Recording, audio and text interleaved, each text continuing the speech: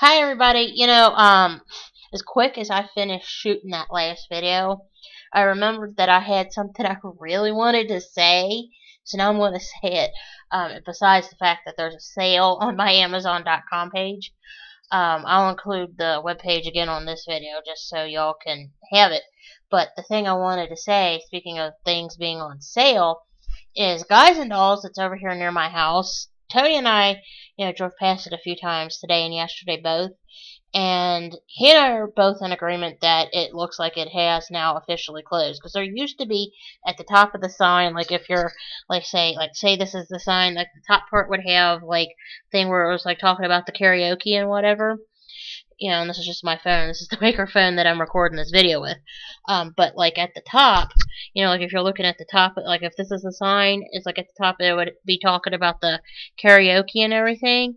Well, it's gone now. Yesterday, Tony and I saw it. I can't say if Tony saw it, but I saw like a gray or silver and green striped van like backed up against like the front doors, and it looked like like how it would be like if somebody was moving in or moving out. So I'm 99% sure that they're closed, because there's like nothing out there, there's no signs. And I mean, like I've mentioned before in the past, it looks like they're going downhill. I mean, like when I did the last restaurant review on them, I mean, like I mentioned that, everything looked like it was just kind of going south, if you know what I mean. Like a snowball bound for hell, basically.